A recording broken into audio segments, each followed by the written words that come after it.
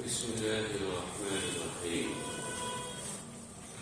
الحمد لله وكفى وسلام على عباده الذين اصطفى، أما بعد، فأعوذ بالله من الشيطان الرجيم. بسم الله الرحمن الرحيم. قالت رب إني ظلمت نفسي وأسلمت مع سليمان لله رب العالمين. صدق الله العلي العظيم وصدق رسوله النبي الكريم، ونحن على ذلك من الشاهدين والشاكرين، والحمد لله رب العالمين. رب اشرح لي صدري ويسر لي أمري واحلل عقدة من لساني يفقهوا قولي. سبحانك لا علم لنا إلا ما علمتنا إنك أنت العليم الحكيم. اللهم رب زدني علما، اللهم إنا نسألك علما نافعا، اللهم جنبنا الفواحش والمعاصي والخطايا والزلل ما ظهر منها وما بطن. محترم حاضرین کرام اور پردہ نشین خواتین اسلام، قرآن کریم کی جو آیت کریمہ میں نے بھی تلاوت کی ہے، سورۃ نمل کی ہے. حضرت سلیمان علیہ السلام کا واقعہ چل رہا تھا کہ بلقیس کو انہوں نے توحید کی دعوت دی. وہ آئی اور اس نے دیکھا کہ واقعی حضرت سلیمان علیہ السلام اللہ کے نبی پیغمبر ہیں، محض بادشاہ نہیں. تو اس نے جو ہے کہا قالت ربی انی ظلمت نفسی، کہ میں نے اس سے پہلے اپنے نفس پر بڑا ظلم کیا. وہ شرک میں تھی، کفر میں تھی. تو اس نے کہا کہ میں نے اپنے آپ پر ظلم کیا ہے. وَأَسْلَمْتُ مَعَ سُلَيْمَانَ لِلَّهِ رَبِّ الْعَالَمِينَ. اب میں سلیمان کے ساتھ اللہ رب العالمین پر ایمان لاتی ہوں. اس نے ایمان قبول کر لیا. ایمان قبول کر لینے کے بعد کیا ہوا؟ ایمان قبول کر لینے کے بعد کیا ہوا؟ یہ سوال ہے جو بعض مفسرین سے ان کے شاگردوں نے سوال کیا کہ بلقیس نے ایمان لانے کے بعد کیا کیا، کہ حضرت سلیمان علیہ السلام نے اس کے ساتھ کیا کیا. لیکن قرآن کریم نے یہی واقعے کو ختم کیا ہے کہ حضرت مفسرین نے جواب دیا کہ واقعہ یہی ختم ہو جاتا ہے. وہ ایمان لے آئی حضرت سلیمان علیہ السلام کے ہاتھ پر. آگے حضرت سلیمان علیہ السلام کا نکاح بلقیس سے ہوا یا نہیں ہوا، اس سلسلے میں قرآن کریم کچھ نہیں کہتا ہے. بعض دوسری روایتوں میں ہے کہ حضرت سلیمان علیہ السلام نے بلقیس سے نکاح کیا، اور نکاح کے بعد بلقیس سے کہا تم اپنے ملک سبا پہ جس طرح پہلے اس کی مالکہ تھی، حاکمہ تھی، بادشاہ تھی، دوبارہ حضرت سلیمان علیہ السلام نے اس کو وہاں کا حاکمہ بنایا.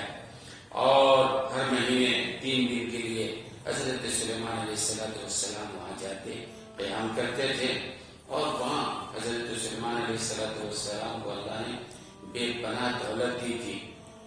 تو کہتے ہیں کہ وہاں حضرت سلیمان علیہ السلام نے بلقیس کے لیے یمن میں سبا میں 3 بڑے محلات بنائے تھے، بڑے عالیشان، جن کی نظیر اور مثال نہیں ملتی تھی.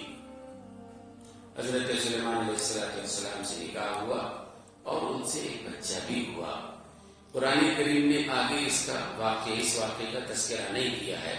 بعض دوسری روایتوں میں یہ ہے کہ بلقیس جو ہیں، بعض حضرات نے کہا کہ حضرت سلیمان علیہ السلام کا نکاح بلقیس کے ساتھ نہیں ہوا. کیوں نہیں ہوا؟ اس کی وجہ وہ بیان کرتے ہیں کہ بلقیس کی ماں اصل میں جنیہ تھی. بلقیس کی جو ماں تھی وہ اصل میں جنیہ یعنی جن تھی.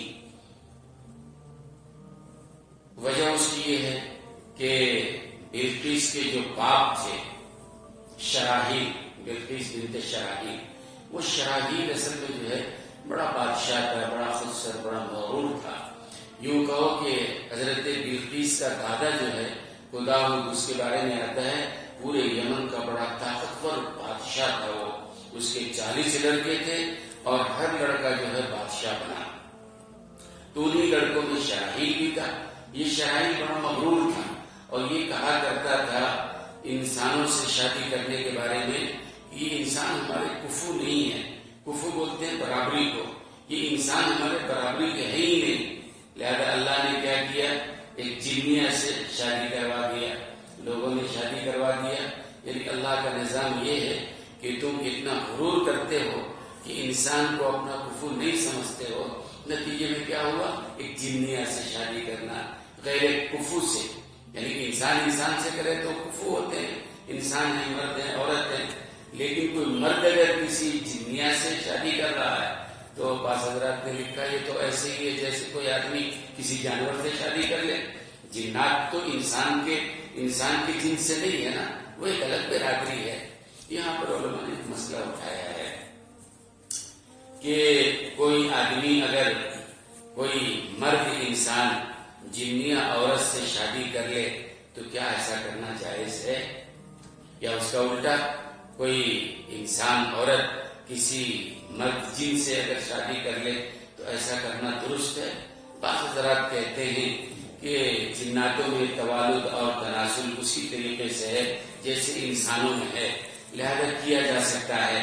بعض حضرات کہتے ہیں کہ نہیں، کہ انسان اور جنات میں فرق ہے، اس لیے بہرحال جناتوں سے شادی نہیں کیا جا سکتا ہے۔ اب یہاں پر حضرت سلیمان علیہ السلام نے کس سے شادی کیا؟ بلقیس سے شادی کیا، اور بلقیس کی ماں اصل میں جنیہ تھی نا، بلقیس کی ماں جنیہ تھی اور باپ تو انسان ہی تھا۔ اور شریعت کا ایک اصول ہے کہ بچہ جو ہوتا ہے خیر الابوین کے تابع ہوتا ہے، مطلب یہ ہے کہ باپ جو ہے انسان ہے، ماں جنات ہے، تو بچہ جو ہوگا وہ خیر الابوین، ماں باپ میں دونوں میں کون افضل ہے؟ جنات کے مقابلے میں انسان افضل ہے، اس لیے وہ بچہ بھی انسان ہی سمجھا جائے گا۔ یا ایسے بھی سمجھو آج کل بہت ہو رہا ہے نا، وہ لڑکیاں مرتد ہو کر غیر مسلموں سے شادی کر رہی ہیں نا، ایسا ہوا ہمارے ڈاکٹر صاحب ہیں، بڑے اچھے ڈاکٹر ہیں، ہمارے فیملی ڈاکٹر ہیں، ان کی ایک بچی نے اصل میں کسی غیر مسلم سے شادی کر لیا، ویسے ہی نہ اس نے اسلام چھوڑا نہ اس نے اسلام قبول کیا، یہ اپنی جگہ مسلمان تھی لڑکی، اور جس سے شادی کیا وہ ہندو تھا۔ ڈاکٹر صاحب بہرحال شادی ہو گئی، شادی کے بعد ساتھ رہتے بھی تھے، وہ بچہ بھی ان کا ہوا۔ ایک بار مجھ سے انہوں نے مسئلہ پوچھا کہ حضرت ہمیشہ مجھے بڑی فکر رہتی ہے کہ میری بچی نے غیر مسلم سے شادی کیا اور اس سے بچہ بھی ہے، اس کا کیا حکم ہے؟ میں نے کہا ظاہر سی بات ہے، یہ نکاح تو ہوا ہی نہیں، وہ جو کچھ ہے غلط کاری ہے، بدکاری ہے، اب بچے کا کیا بنے گا؟ تو بچے کے بارے میں مسئلہ یہ ہے کہ ماں باپ میں جو بہتر ہوتا ہے بچہ اسی کی طرف منسوب ہوتا ہے، خیر الابوین کے تابع۔ تو ظاہر ہے ماں اگر مسلمان ہے اور باپ اگر ہندو ہے تو ہندو اور مسلمان میں مسلمان بہتر ہے، اس لیے بچہ بھی مسلمان ہی سمجھا جائے گا۔